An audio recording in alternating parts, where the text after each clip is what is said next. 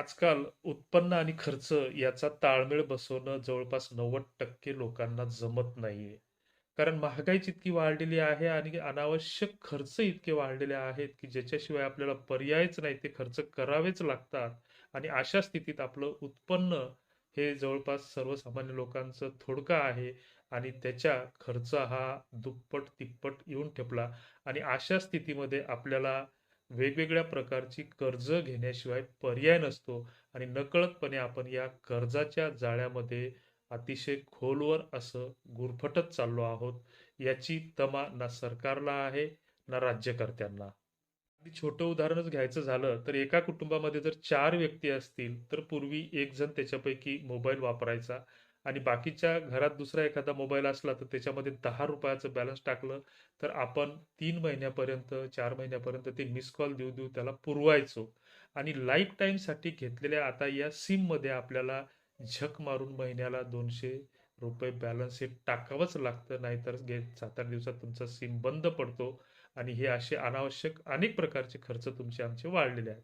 असं म्हणतात की गरजवंतांना अक्कल नसते आणि त्या गरजेपोटीच आपण मग सोशल मीडियाचा वापर करत असताना आपल्यावर WhatsAppवर, Facebookवर किंवा हे मोबाईलवर एखादं ॲप्लिकेशन किंवा Google सर्च करत असताना वेगवेगळ्या लोन ॲपच्या जाहिराती येतात किंवा टेक्स्टमध्ये काही मजकूर येतात की तुम्हाला लोन मिळेल, हे लोन किंवा रेफरल कोड्स आपल्याकडे येतात आणि त्यातून मग नकळत आपण त्या लिंकवर क्लिक करतो आणि हे लोन ॲप्स आपल्याला तात्काळ कर्ज देतात. मात्र ही कर्जाची रक्कम जरी थोडकी असली, तरी त्या माध्यमातून तुमचं प्रचंड शोषण होतं.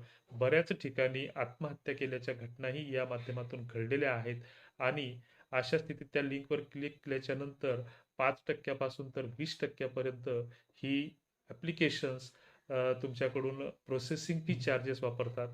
त्याच्यानंतर 36% पासून तर जवळपास ₹20, ₹30 शेकड्यापर्यंत हे त्याला व्याजदर लावतात. 7 दिवसात, 15 दिवसात, 1 महिन्यात त्याची परतफेड करायची असते आणि अशा या दुष्चक्रात आपण सातत्यानं गुरफटत चाललो आहोत. पूर्वी लोन घ्यायचं म्हटलं म्हणजे आपण बँका, पतसंस्था किंवा एन-बी-एफ-सी अंतर्गत ज्या काही नॉन बँकिंग कंपन्या आहेत, तर त्यांच्याकडून लोनचा वित्तपुरवठा व्हायचा.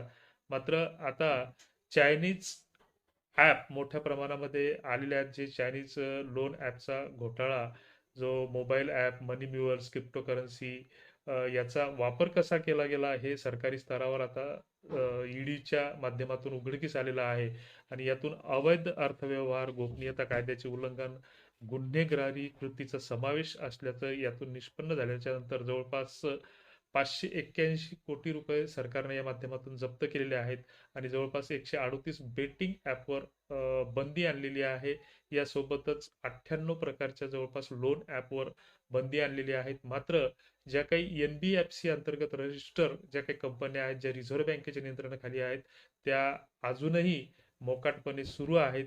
याच्यावर सरकारचं कुणालाच कुठेच नियंत्रण असल्याचं दिसत नाही. आता आपण याबाबत काय काळजी घेतली पाहिजे? तर ज्या ॲप्लिकेशनवरून किंवा ॲपवरून आपण कर्ज घेणार आहोत किंवा त्वरित कर्ज घेणार आहोत, तर त्यांना वित्त पुरवठा करण्याची भारतीय रिझर्व्ह बँकेची पूर्वपरवानगी आहे का? जर असेल, ती कंपनी जर एन-बी-एफ-सी अंतर्गत रजिस्टर असेल, तर ती रिझर्व्ह बँकेच्या नियमानुसार प्रोसेसिंग फी चार्जेस किंवा व्याजदर किंवा इतर जे काही हिडन चार्जेस आहे, तर ती आकारते का?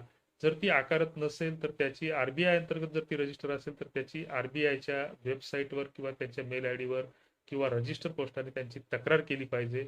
नाहीतर हा फसवणुकीचा सिलसिला असाच सुरू राहणार.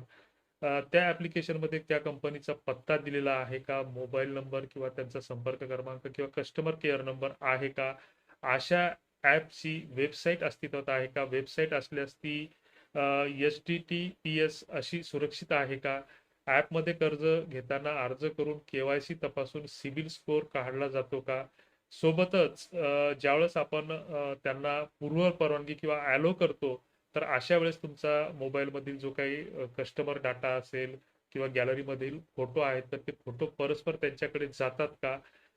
त्याच्यानंतर जो काही कर्ज करार आपण टर्म्स अँड कंडिशन ॲक्सेप्ट करतो किंवा त्या स्वीकारतो. त्यामध्ये हप्ता, व्याजदर, दंड रक्कम आकारणी इत्यादी प्रकारच्या बाबी त्याच्यामध्ये नमूद आहेत का? सोबतच कर्ज मिळविण्यासाठी त्या ॲपवर कर्ज घेताना जसं कागदपत्र, उत्पन्नाचा दाखला असेल, प्राप्तिकर असेल, इन्कम टॅक्स ज्याला म्हणतो आपण, विवरणपत्र असेल, बँकेचा खाते उतारा असेल, तर ती ॲप्लिकेशनवर द्यावी लागतात का? अशा ॲपवर कर्ज घेताना प्रोसेसिंग फीची रक्कम ही आगाऊ देत नाही ना? आगाऊ म्हणजे ॲडव्हान्समध्ये तर द्यावी लागत नाही ना?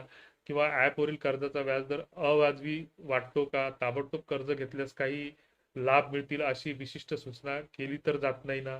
किंवा ज्या ॲपमार्फत आपण कर्ज घेणार आहात त्याबद्दल फ्रॉड झाल्याचे किंवा फसवल्याचे अभिप्राय तर नाहीत ना? हे Google रिव्ह्यूवर आपण चेक करू शकता. वरील या प्रश्नाची उत्तरं जर आपण याच्यावर जर विचार केला, तर ही धोक्याची सूचना देणारे किंवा लाल झेंडे दाखवणारे असू शकतात. त्यामुळे भविष्यात जे काही आपल्याला आर्थिक फटका किंवा त्यांच्याकडून कॉलवर होणारा त्रास किंवा जे काही आपल्या मानसिक त्रास या माध्यमातून आपल्याला होणार असतो, तर या गोष्टीची सावधगिरी आपण बाळगली पाहिजे. गाडी, घर, जमीन खरेदी करण्यासाठी किंवा अन्य वस्तूची खरेदी करण्यासाठी किंवा उद्योग व्यवसायासाठी कर्ज घेणं हे साहजिक आहे.